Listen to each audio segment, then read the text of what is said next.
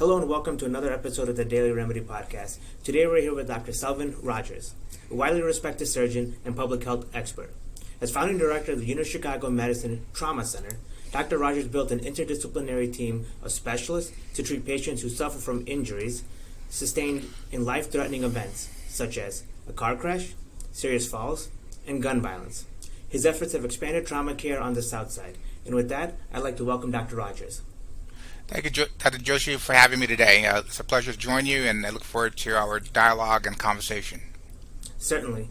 Before we begin, let's learn a little bit about your story, who you are as an individual. Can you tell us a little bit about how you grew up and what led you to become a trauma surgeon?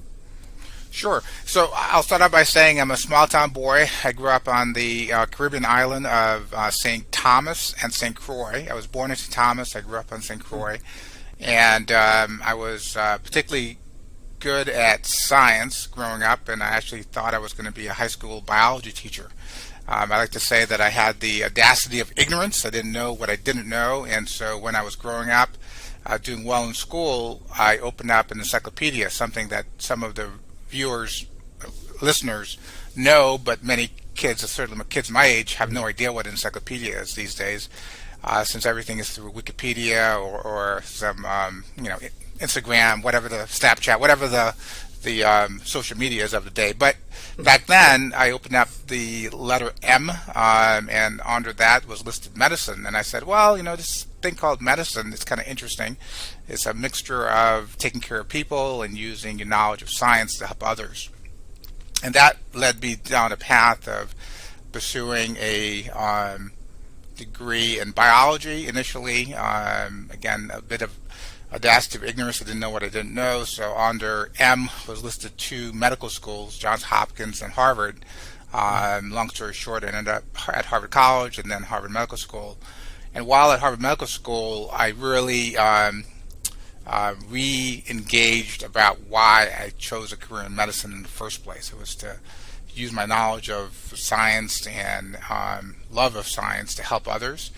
And so when I was choosing a career path, I chose surgery largely because surgery is a field that takes care of whole people, not parts of people.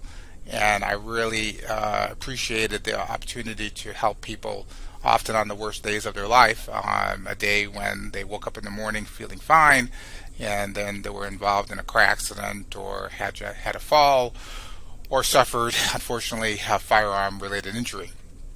And so in that moment, you really get to meet people where they are at a time of great need, and you use the knowledge of anatomy, physiology, pathophysiology, all of that, as well as sociology and connection to another human being in order to try to make a difference in their life. And that is what gravitated me towards a career in trauma surgery. No, well said, and your accomplishments certainly speak for themselves. I like what you said when you used the phrase whole person, where your career have led. And your work, it touched because that encapsulates where trauma medicine is going, and really in many ways, which is on some of the most acute aspects of medicine, but its reach goes far into the community. It's almost a contrast for those not familiar with the world of trauma surgery.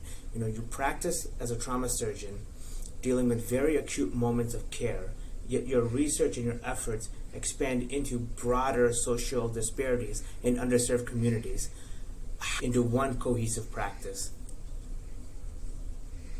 How do you reconcile those two seemingly different? It's a great question, Dr. Jersey. I'll share with you that I've always been a bit of an integrative thinker. I like to think of how things are interrelated. It's kind of like one of those, if you will, those academic terms, interconnectedness. I really relate to the fact that a patient who's injured by, I'll be specific in this case, a gunshot wound to their femur, and they suffer a popliteal artery injury, as well as a femur fracture, tibial plateau fracture or distal femur fracture. That person is not just thinking about the anatomy of the of the popliteal artery. They're not just thinking about the anatomy of their distal femur and their tibia plateau fracture. They're thinking about, what does this mean for me as a person? Does this mean I'm going to lose my leg? Does this mean I'm going to lose my life? Does this mean that I'm going to be able to go back to work? What does that work look like? How long will this recovery take?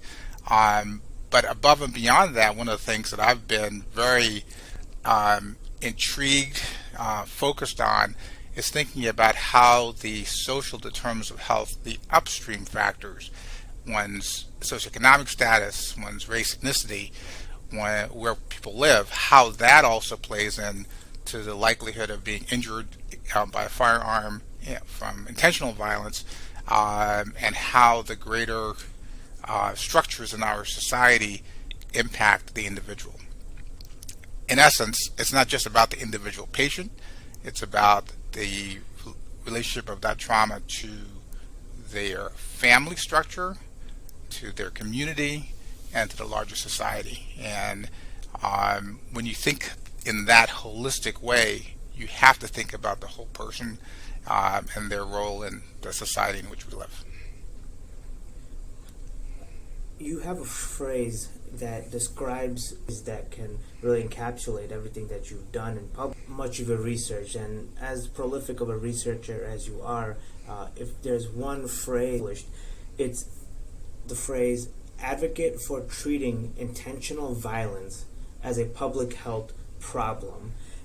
And while you combine this to understand how, for people who may not be introduced into that world, social determinants, broader societal problems within the acute world of trauma, it's difficult research work that can help people understand that trauma really is how the two relate. So for those who may not see those connections, can you provide an example or an issue, as you had mentioned, of interconnectivity? That's a great point. And I've spent the greater part of 3 decades formulating how this all is connected. So when I was a intern at the Brigham and Women's Hospital in Boston back in 1991, I remember a very powerful front page story by the Boston Globe that basically had the pictures of all the homicides in the city of Boston that particular year. And it was populated by black and brown faces, mostly men, mostly young men. And I remember thinking at how striking that picture was, but then as I reflected a bit on the patients that I took care of that first year as an intern, when I got called to the trauma bay, invariably it was a black and brown face who was a victim of gun violence in the city of Boston, often from communities that neighbored the Brigham and Women's Hospital, Mattapan, Dorchester, Roxbury, Mission Hill. And if I can digress just for a moment, there was a very dramatic event that happened when I was a third-year medical student at Harvard Medical School. There was a shooting of a pregnant woman not that far away, a couple blocks away from the Brigham and Women's Hospital. And I was actually on my OB medical student rotation at the time. So here's a pregnant woman, 8 months pregnant, brought in after being the victim of gun violence, and obviously it was a very powerful story covered by the media very broadly. And Charles Stewart, her husband, said that a black guy had shot his wife, and that story obviously ran. The police, Boston Police Department, regularly were stopping black men in the neighborhood. I actually, as a black man myself, walked from the hospital where I was a resident, where I was a medical student, just slightly, quarter of a mile to where I was living, and I was concerned that I would be stopped since I fit the profile of a black male. I'm going to fast forward and say that the end of the story is Charles Stewart jumped off the Tobin Bridge, I think it was the Tobin Bridge, because he revealed to his brother that he was the one who had shot and ultimately killed his pregnant wife. I interlace that story because of the power of narrative, right? There was a powerful narrative being told about this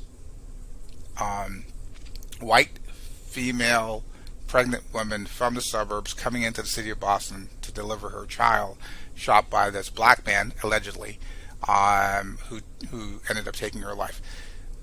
The fact of the matter is, unfortunately, disproportionately, intentional firearm-related injuries affect black and brown men in predominantly distressed communities. That's one significant demographic.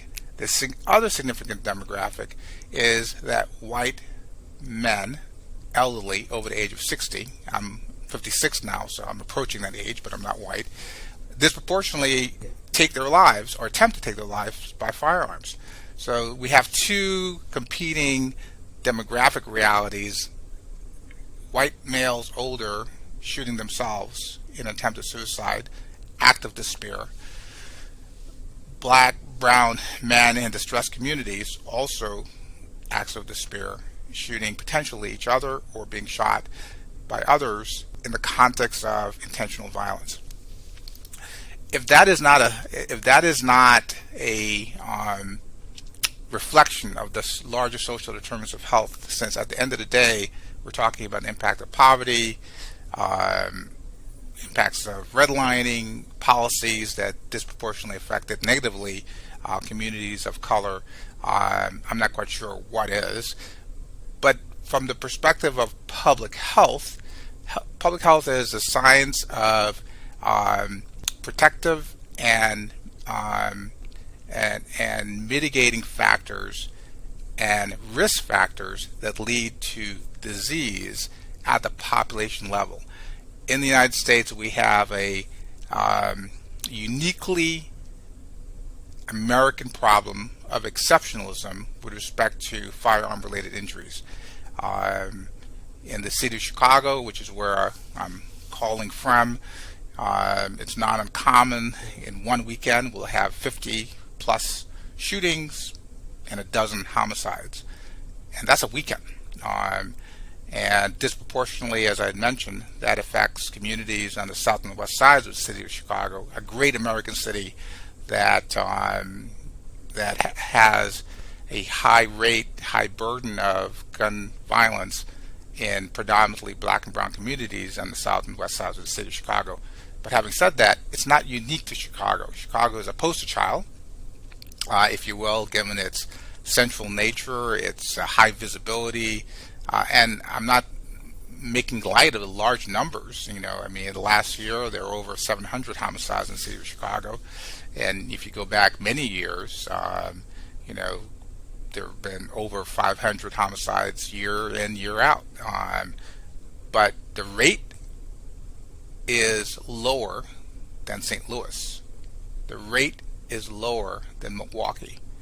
And certainly when we compare ourselves, Chicago compares itself to Los Angeles and New York City, we have a higher rate than those other big cities. But if you look at many smaller cities, the number of occurrences over the total population, many cities are much higher per capita than Chicago. I want to wrap up with, I kind of give you a long answer, Certainly. But in short, if health is about maximizing people's potential, if health is about having people live as productive lives as possible for as long as possible with as high a quality as possible, firearm-related injuries are prematurely taking away well said. that First human off, thank potential you for sharing that anecdote from your day medical school after days. day in this country.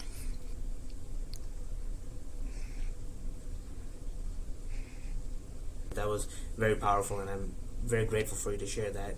There are two phrases you used that I think are extremely powerful when put next to each other. The narrative and perception, that there's a contradiction in how we understand. Acutely aware are you of these perceptions and of these contradictions and gun violence?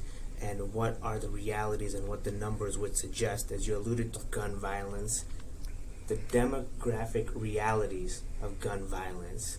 And when you talk about things from a public health standpoint, it's very apparent with the percentages.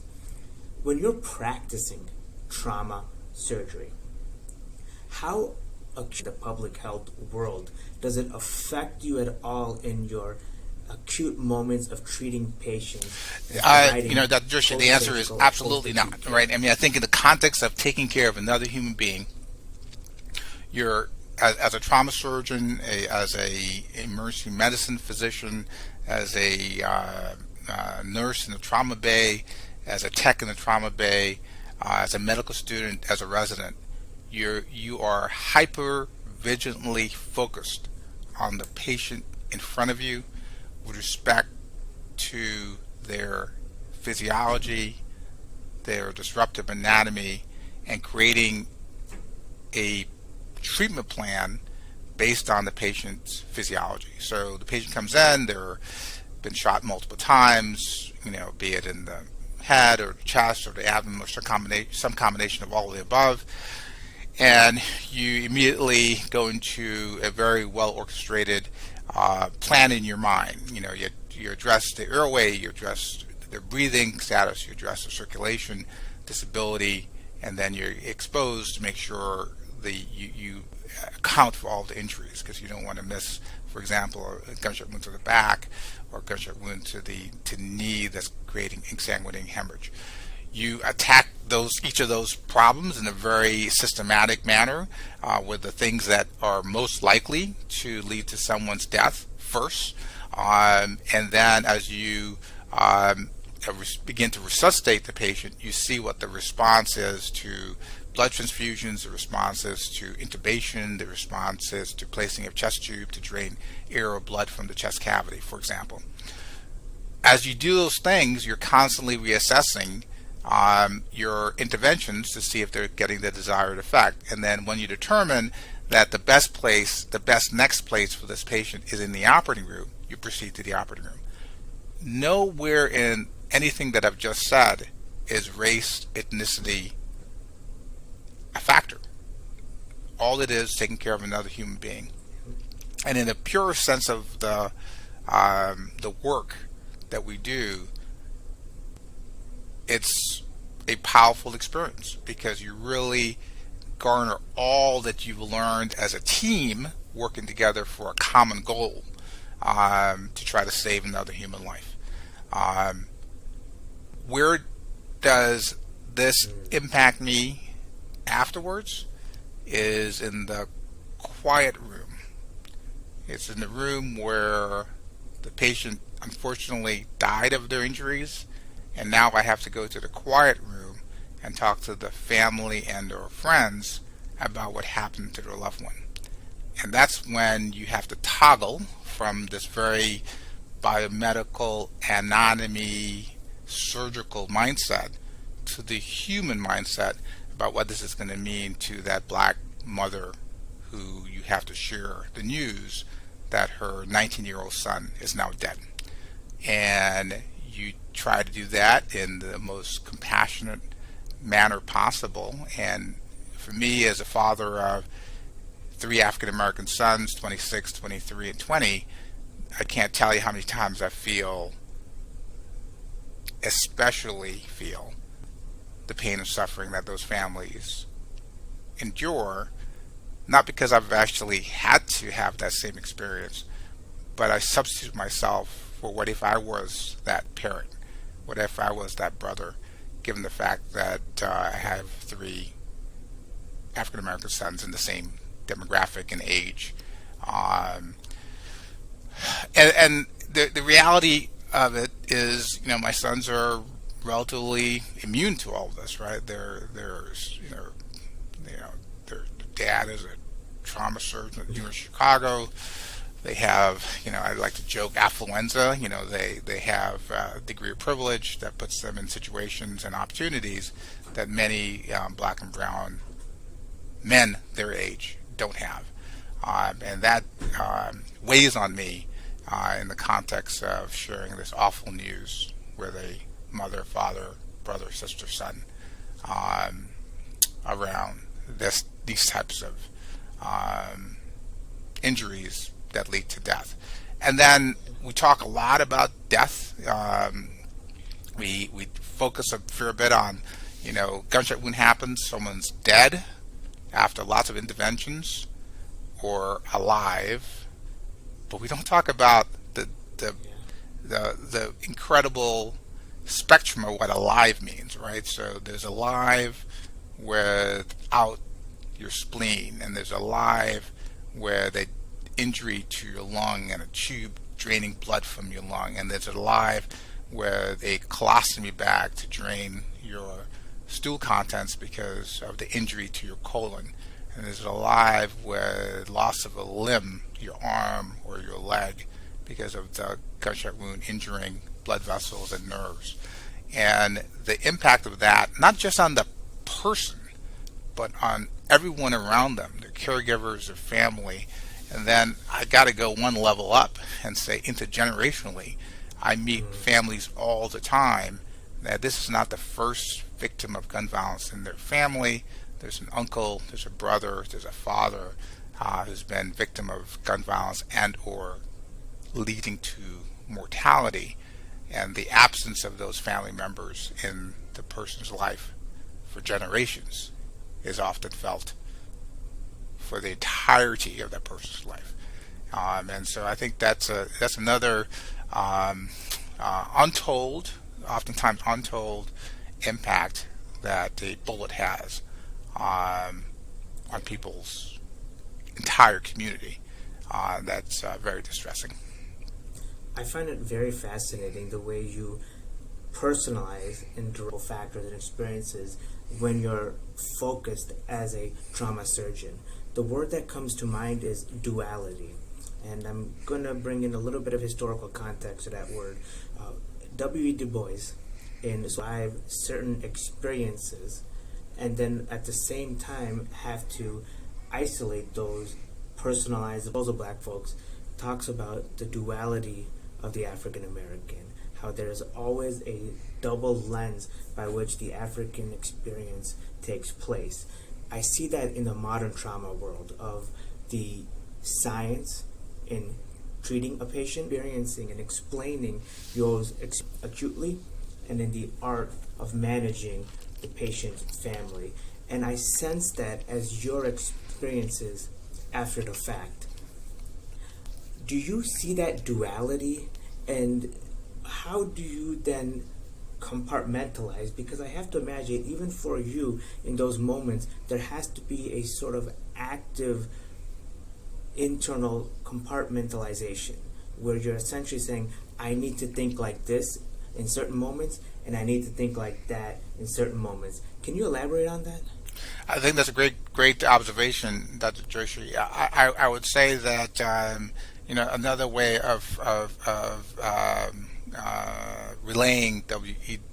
Du Bois' duality statement is what folks would modern day call code switching. Right? It's the idea that depending on the context, depending on the circumstances in which you're having an interaction with another human being, you portray, you do, you perform in one set of dimensions of your persona and your skill set, and then when you are in a different interaction with another set of human beings, you have to make that code switch. So for me, for example, as the trauma attending lead for a team of people who are working assiduously together to try to make an impact in the life of an individual person that's right in the trauma bay, you have to melt away just about everything else, right? It goes back to that bit of a singular focus. What does it take us as a team to do together to save another human being who's been the victim of gun violence or trauma in other forms, right? Be it strangling or a car accident or or a fall, right? There's a set of things that we have to do, and we have to do it. I don't want to call it, say, in a dispassionate way, but there is a degree of a bit of intellectual separation. You're doing a set of activities on another human being that if you stopped and thought about it, you would say, well, what I'm about to do of making an incision in someone's chest cavity to create a space in order to put a blunt instrument to separate the muscles between the ribs in order to put a large tube into their lung cavity, into the chest cavity to drain blood. Boy, that's a lot of intervention. That's a lot of pain and suffering that I got to inflict in order to have a desired effect, to drain blood or air to save that person's life. If you went through all of those machinations, you would actually never get your job done, because it would take you forever to synthesize all of those steps and all those actions in a way that was timely and efficient. We learn as surgeons, as team members, to do all of this stuff fairly effortlessly, almost routinely, in order to suspend the humanness, if you will, of the fact that we're doing this to another human being. However, you have to be able to code switch or toggle back to the human side. So after you've done that intervention, for example, and the patient asks, how did that go? You have to see the patient as a person, not as a thing that you just did an intervention to.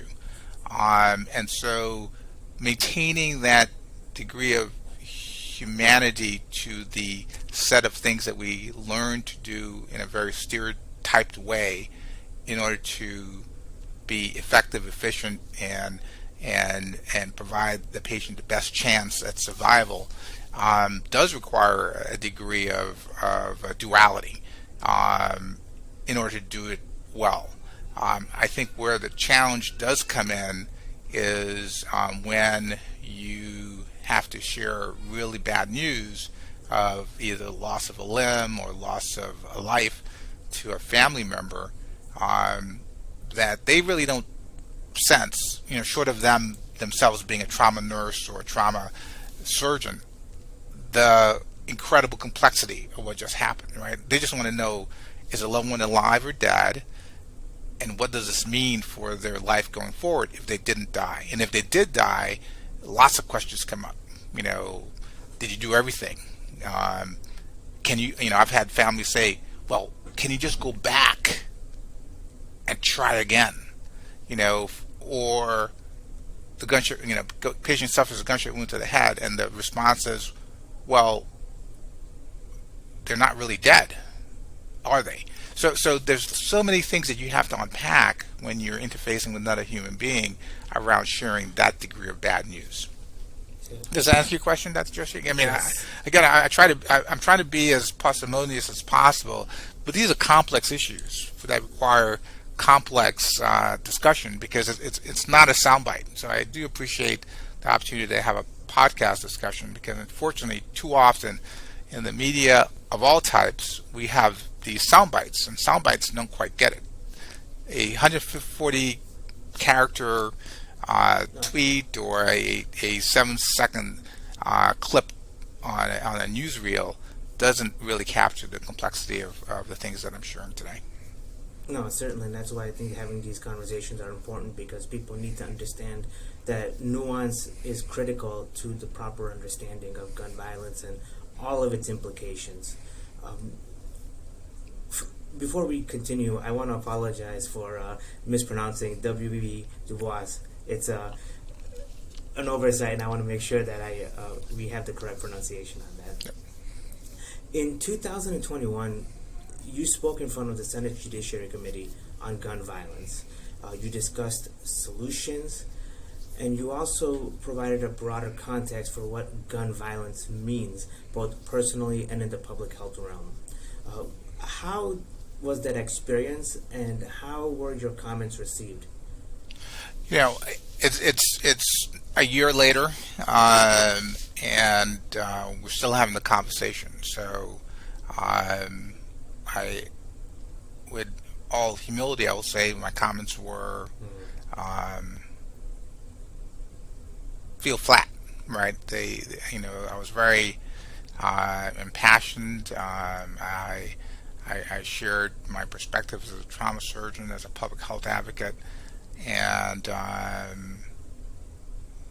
a year, 4 months later, I don't really feel anything is any different, to be honest with you. Right? I mean, I think we're still having the same problems. Maybe there's been a little movement with respect to thinking about violence as a public health problem. There's more discussion, there's more linkage of those two terms, violence and public health. Um, President Biden's plan for increased funding for primary prevention and secondary prevention, I'll expand upon that in a second, remains a bit of a plan. There's also more funding for firearm-related research. I think that's all positive, but have there been substantive changes in the United States of America around firearm-related injuries? I would dare say no. And in fact, if you look at the rate of firearm-related injuries in this country, it's continuing to increase, not stabilize or decrease. So my U.S. Senate Judiciary hearing hasn't led to any change.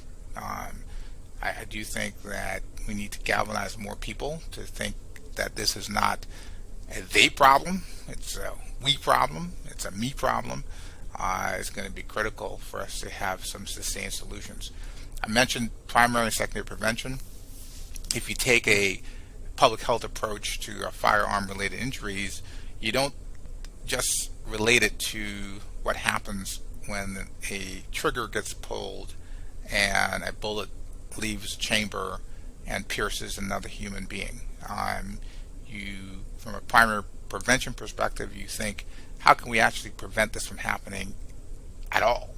So how do you go way upstream, way before the bullet leaves the chamber, to think what are the social factors, what are the risk factors, what are the proactive factors that could protect people from being the victims of firearm-related injuries. And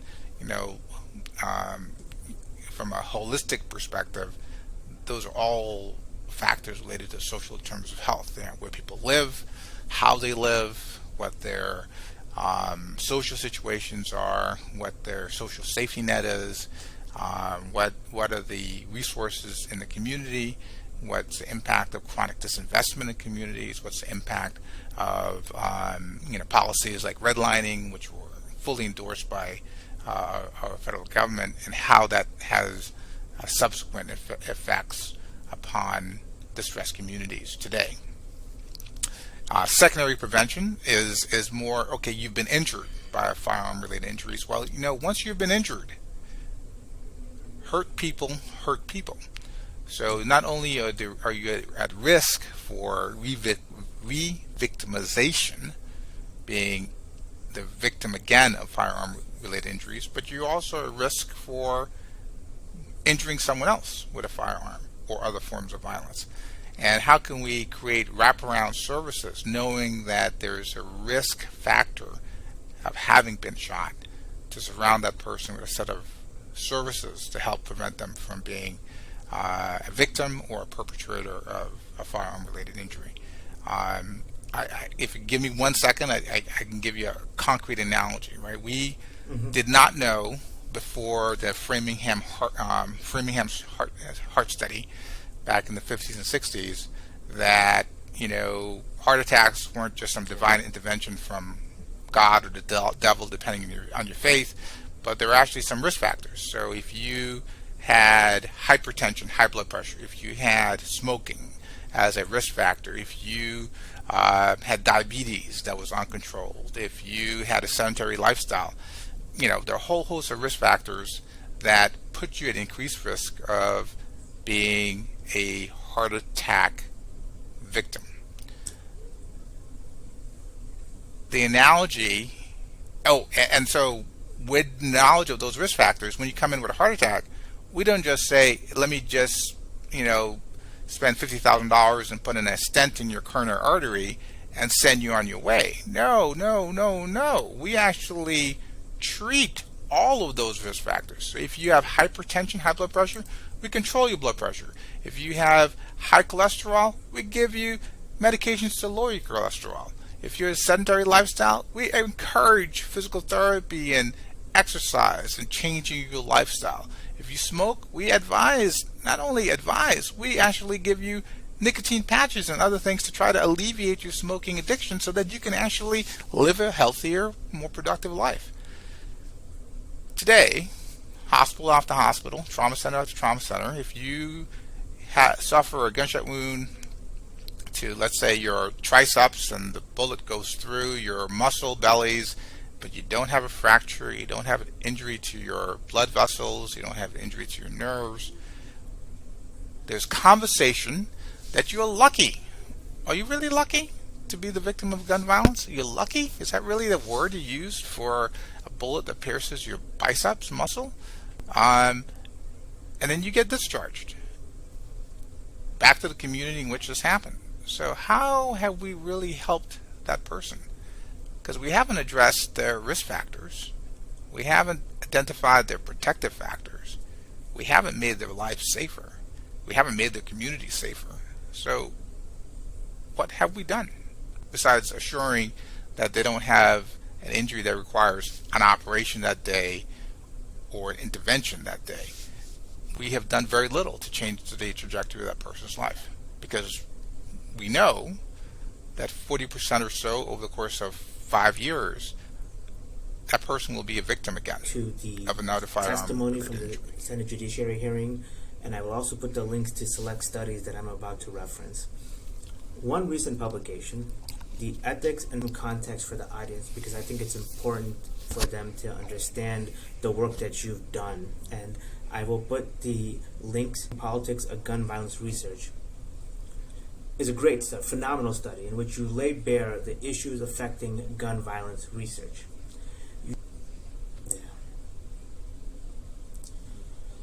I love that explanation with the Framingham study, and I want to actually delve a little bit more into that.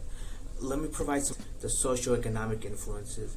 You've enrolled talk about this interdisciplinary approach, tying together the political influence of gun violence.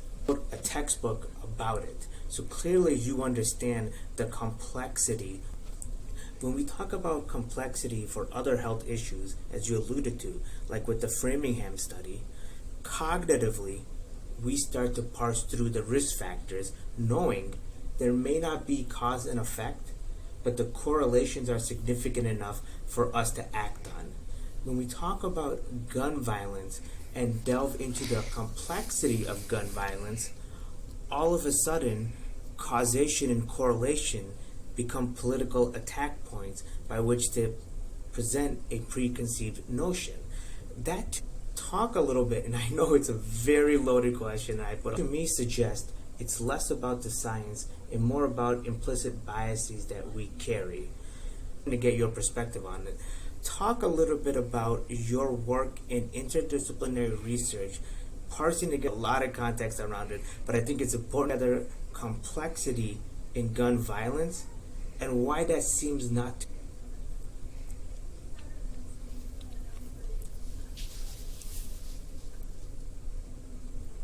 I am providing a pregnant pause on purpose.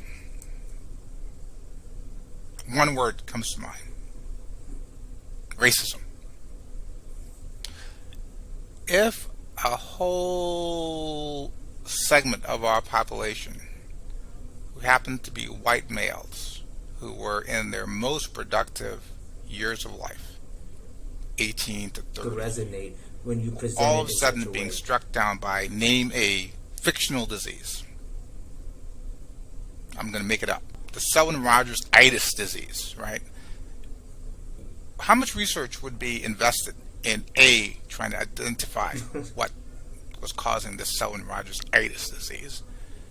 And then on top of that, what degree of investment will we make to not just identify the risk factors, but to create a treatment plan? And then aggressively look at how we moving the needle, how we improving outcomes so that this itis disease and its impact on the person and their families could be changed. So that's a one-word answer for some of the challenges. Now, I know that we have a Second Amendment in this country, and I'm not talking about restricting gun sales, gun access, people's right to bear arms, or any of that.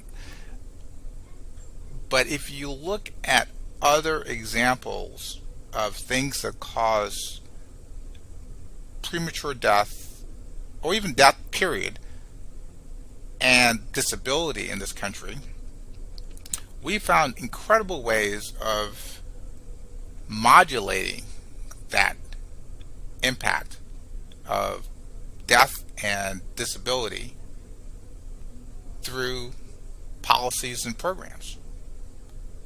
We have a tool that we all use, except maybe if you're Amish, to get by. They're called cars, motorcycles, right? We get in them every day. Get to work, get to play, drop our kids off to school. If you look at the mortality in children, in teenagers, in adults, and the elderly of motor vehicle collisions in this country since 1950 to today, we have done remarkable as a country to make impact to decrease the morbidity and mortality related to motor vehicle collisions. You know, seatbelt laws, yes, there's variable implementation depending on where you are in the United States. Speeding, speeding limits, drunk driving laws, age at which young people are allowed to drive. You know, my wife's sister's oldest son is 17. He can't drive after certain hours. He can't drive people other than his sibling in the car. Lots of restrictions, or maybe not so many lots of, but some restrictions in order to assure that a young driver is as safe as possible.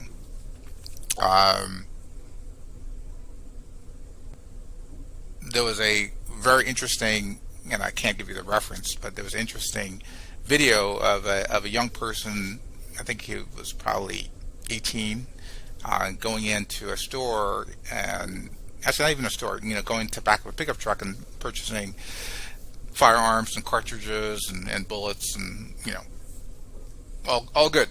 But that same 18-year-old couldn't buy cigarettes, and that same 18-year-old couldn't buy alcohol.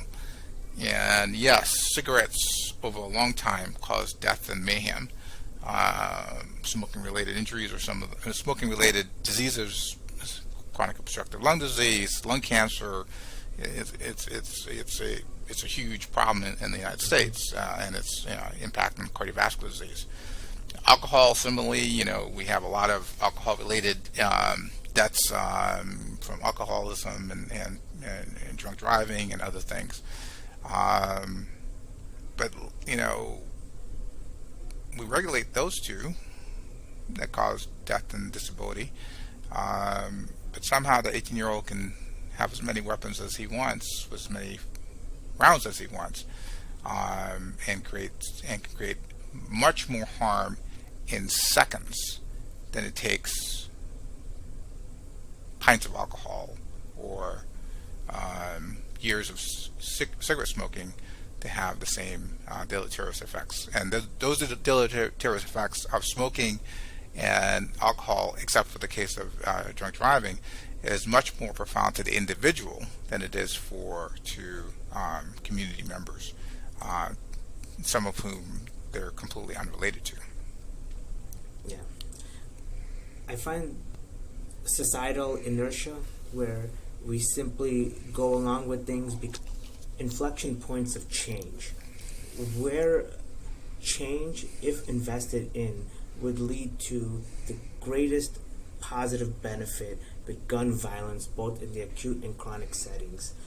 Where would you look? Would you look in the that analogy interesting because it strikes at the heart of an issue that, for lack of a better term, I'm going to call, because it's quote unquote the way things have always been done. So if you were to look at journalism world, would you look in the health policy world, where would you look to enact the most effective change? I think it's a great question, Dr. Joshi. I am going to,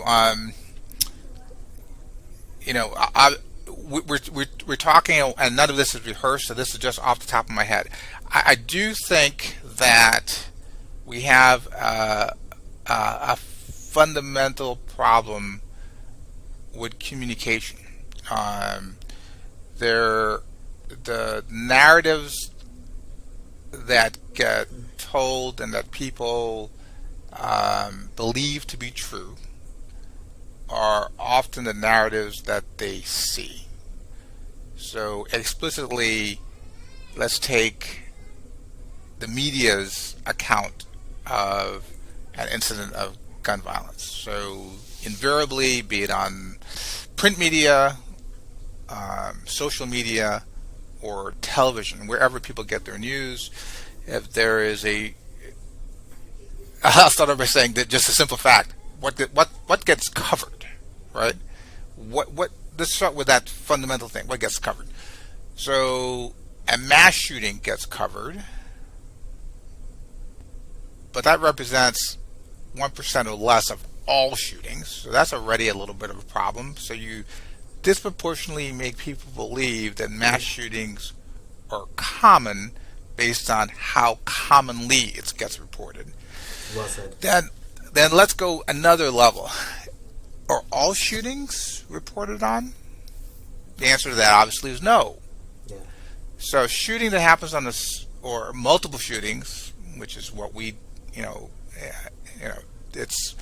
it's November in Chicago, and I was not on trauma call, but I kept touch with my team with the number of trauma patients that we were receiving, and I think last night we had 5 gunshot wound related injuries. 5 last night in the great city of Chicago, just on the south side. Not talking about citywide. Are those reported? And then disproportionately, what gets reported? If a shooting happens near the Bean in downtown Chicago, in the loop of Chicago, that typically actually is not just Chicago local news. That's national news. But when a shooting happens in Inglewood, in Austin, in South Shore, it doesn't get reported. So then it creates this perception that shootings are happening in some communities and not others, which is not the reality. But also it creates the perception, do all lives matter equally? And I'm not being political with that statement. I'm just being pragmatic in terms of what gets reported. Because if you go with what gets reported as how people perceive the reality, it's a distorted reality that we're reporting on. So if there was one thing I would try to change, or I would advocate for changing above and beyond policy change, would be changing the narrative about firearm-related injuries in order to lead to changing people's hearts and minds. Because without changing people's hearts and minds, it becomes it's a they problem, not a me problem, not a us problem. It's a they problem. And people never galvanize around they problems. Violence affects us whether we want to understand or recognize that or not. And we can go on for hours, Dr. Rogers, listening to you and hearing from your wisdom of experience and education is a very fascinating experience. For those who are listening and would like to get further involved with gun violence advocacy or support,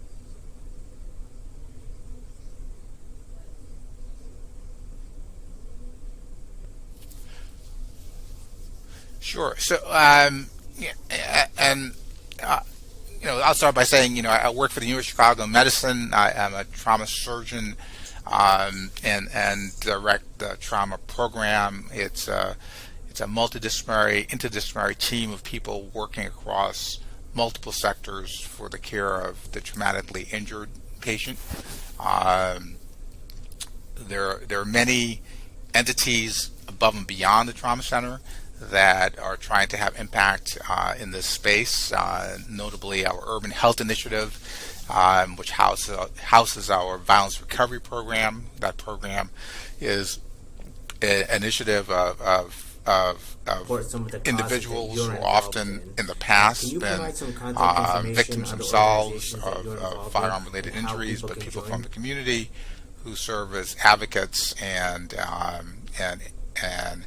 agents of collaboration, contact with the community and with community-based organizations to help people with wraparound services so that they can ideally be reintegrated into the world post the event. So that's within the institution. There are many corresponding departments across the University of Chicago, broadly speaking, that are integrally involved in this work as well, including the Crown Family School of Social Work, Policy and Practice, and Harris School of Public Policy, and I could go on and on with various august organizations and centers and departments and schools across the University of Chicago community. In addition, I serve on the boards of the Heartland Alliance, which has a signature program called READY, which stands for Rapid Employment and Development Initiative. That program has a combination of provides a combination of cognitive behavioral therapy and job training for those who have been the victims of gun violence to try to holistically get them recovered from the physical wound and transition into productive members of society after structural factors that have put them in that situation in the first place. I'm also very involved as a board member and the vice chair of the board for the Institute for Nonviolence Chicago and another community outreach program that focuses mostly on the west side of Chicago, but also in back of the yards and the Roseland area of Chicago to basically do similar work, but mostly related to street outreach and preventing retaliatory violence. And as Tenny Gross likes to say, the Institute's director, create the beloved community that Martin Luther King Jr. Spoke about. And then, nationally, I'm involved in a couple programs. The Hospital Alliance for Violence Intervention, which is a national organization looking at violence intervention programs at the hospital level, and also a program called Project Unloaded, which is serving as on the steering committee, which focuses on changing the narrative, especially around beliefs of young people, so that 13 to 18-year-old age group, about the perspective that guns make you safer, which we actually know is not true. But how do you change the beliefs and perceptions about the reality that walking around with a gun is a safe thing versus it's not a safe thing, which data overwhelmingly supports. It's not a safe thing to have a firearm in your possession. And even the firearm within your home, you're more likely, the odds of you shooting an intruder who's trying to break into your home to do you harm is much less than the odds of you shooting yourself in a suicide attempt or a family member Thank you so injuring much themselves and certainly much lower than the overall rate of suicides and homicides in this country.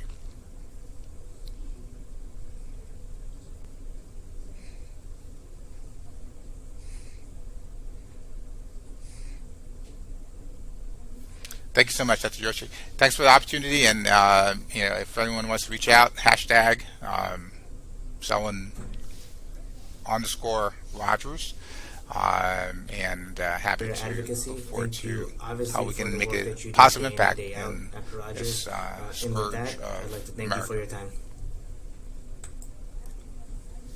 Awesome. So I just stopped it right now. But thank you so much, Dr. Rogers. I appreciate it. I'm going to do a little bit of editing, and once it's all done, I'll send you a copy before it's uploaded. Awesome. Thank you. Appreciate it. Thank you so much, sir. Have a good day.